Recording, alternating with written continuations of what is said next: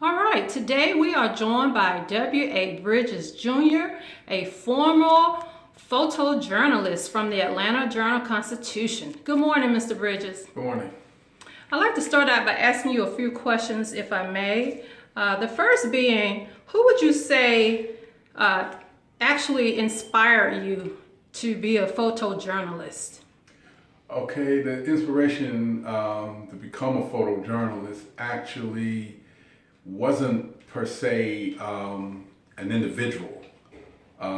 It was maybe a series of events that led to that, but not one person. However, if you were to ask who inspired me to become a photographer, I'd have to say my father, William Madison Bridges Sr. He was a photographer since he was 16 years old. He purchased a camera for $1.50 that his grandmother, my great-grandmother, gave him. It was a Kodak Brownie, and he started taking pictures. And he liked to take pictures of people, and which is my forte too. I love to photograph folks, people. And so that's where I sort of got into it. Okay. Now, can you tell me, what would you say really describes your specialty in photography? My specialty would be photojournalism. And because I spent years working as a professional photographer for the Atlanta Journal-Constitution, 28 years to be exact, and that led me into all avenues of photojournalism, when you're documenting situations, important people, important events, features, business, sports. And so I sort of a photojournalist dabbles in all of those disciplines. Okay. Can you tell me, how old were you when you first took your first photo? I was 13 years old, and I was in Frankfurt, Germany. I bought a camera from one of the war brats, army brats, you would call them. He was going back to the States, and he sold me this camera, and I purchased it, and I took pictures, and of course, pictures of people. Okay. Pictures of some kids, and I would also take photos of my mother and my father, when we would go traveling throughout Germany and whatnot. And I seemed to be the one that always had the camera to take the photos because they worked pretty well. Okay. So let me ask this. How do you think the art of photography has changed since you started out as a photojournalist? Well, what has changed is the technological aspects of photography. When I started out, I was doing black and white, film. We were always using film, processing your own film, or you would take it to a film shop and they would process it and print for you. That changed into people doing more color, and less people actually printing their own color. Then it gravitated into slides. People were doing a lot of slides, color slides, and then digital. Digital now has sort of revolutionized photography because everybody is shooting digital, and you have them in the cell phones and whatnot, so everyone's doing it now. Okay, so tell me, who or what is your most your most popular subject to record? Who can you remember that made the greatest impact in your life?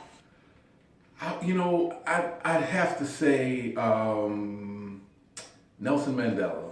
The release of Nelson Mandela from prison, that was very rewarding for me on a lot of levels. Number one, it was the first time I actually went back to Germany. Not Germany, to Africa.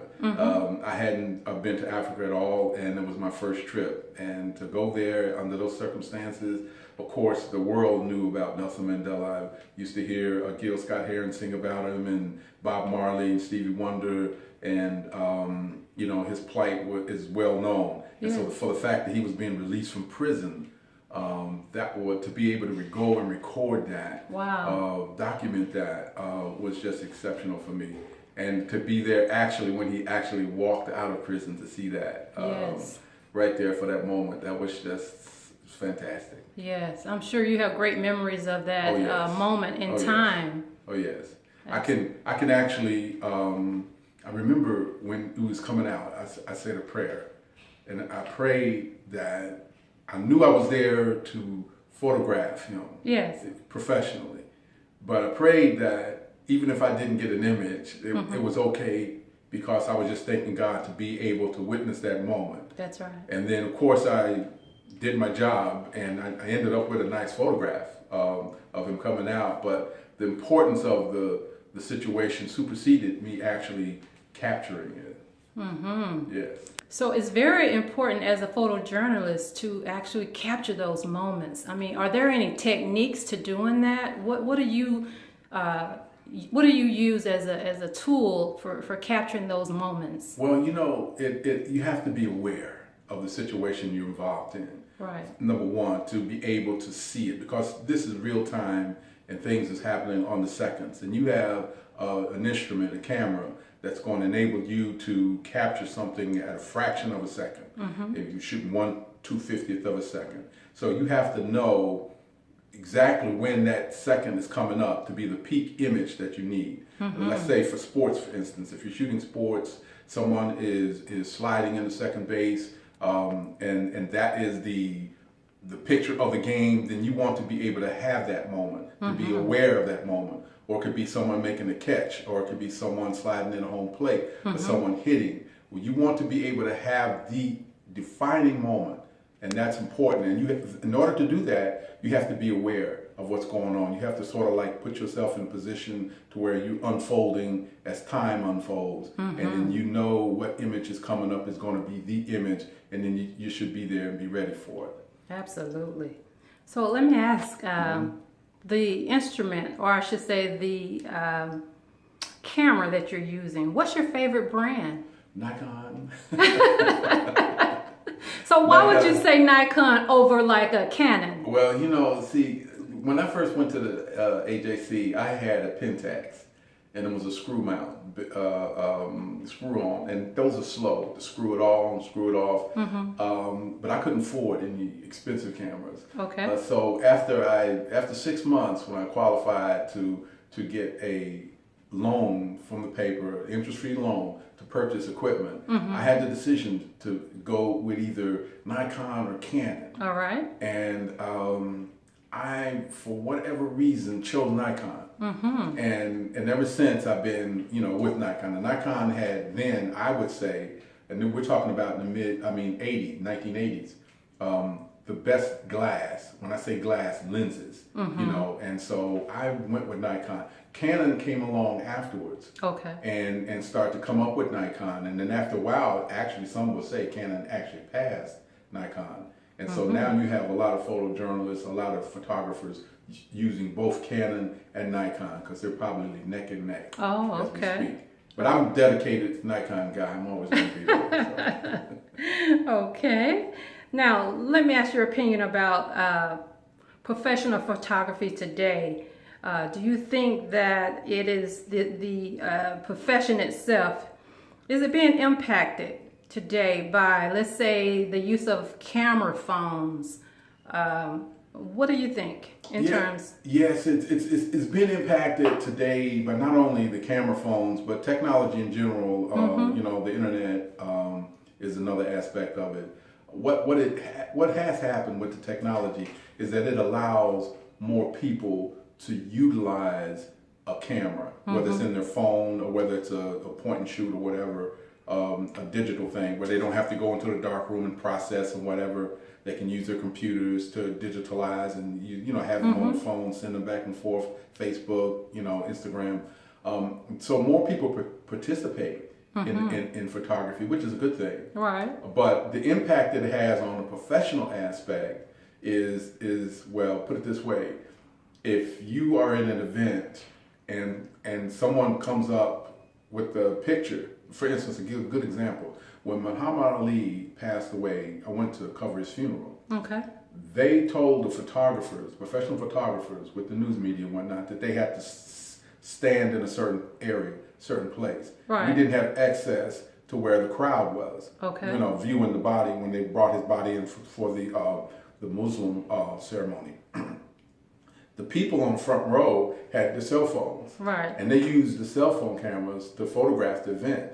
They ended up having the best vantage, the best viewpoint, better than the professionals, because they could just whip out the camera and shoot it. So it was unfortunate that, these days, you have a camera, not unfortunate, but you have a camera, a cell phone, you can get a picture just like that. And if a plane crashes, for instance, and if professional people aren't there on site, someone may have caught it with their cell phone camera, and there it is. So that takes a little bit of the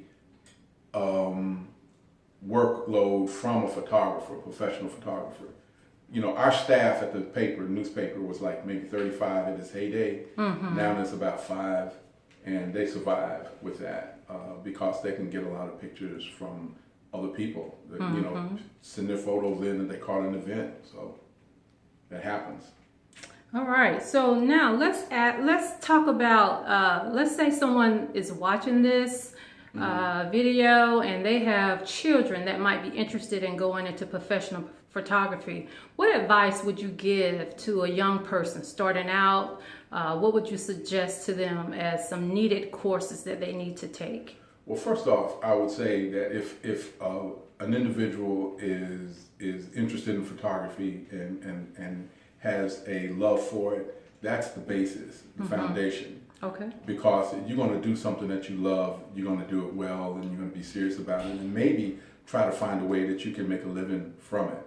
Okay. It's not as accessible as before. Like I said, you know, a staff of 35 people, now it's down to 5. Right. And this is all over the country. Major newspapers have even folded because they just don't do the news the way they used to. They don't utilize photography. However, there is a vein of people out there that are still coming through the works, you know, utilizing photography as careers, working for the newspapers and magazines. And I would say that if a person really loves it, then they're going to find a way to do it. Okay. Whether it's going to be vital that they make money from it, or whether they do it on the side as a hobby. Right. So what I would say is that have that love for it, and then allow that to develop you and unfold you into whatever direction you want to go in, be it professional or otherwise. Makes sense to me. Okay, so over the years, we've seen the profession dwindle. You know, the numbers have decreased. You just talked about the journal going down from 35 to 5 journalists.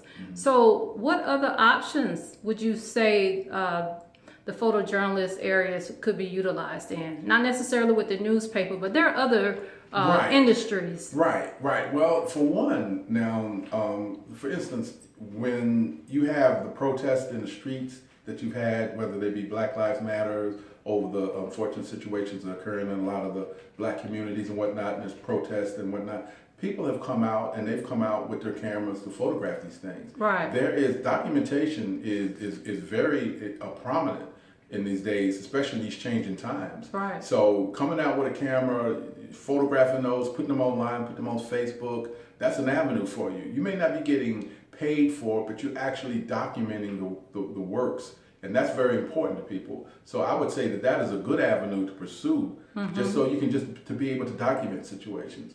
And again, you can formulate your own websites, your own blogs, however you want to utilize it. You know, the world is still unfolding. That hasn't changed. You know, it's still unfolding at the rate that it's been unfolding since it was created.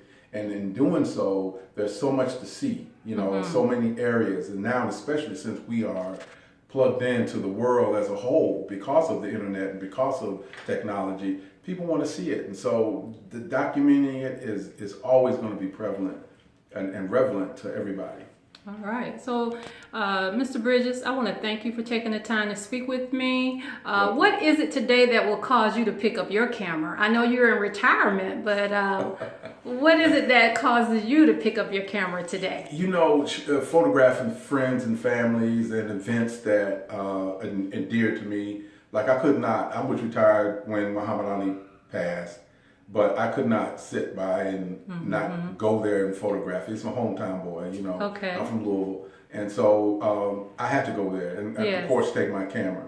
And I travel with my camera when I go out. You know, something else occurs, some news event or whatever, I will photograph it. Okay. If it's not too treacherous and dangerous. Gotcha. Sounds like it's in your heart. Oh, it's in my heart and soul, yes. All right. Well, thank you so much for speaking with me today. And I'm sure your encouraging words will definitely inspire others to pick up a camera also. Thank you.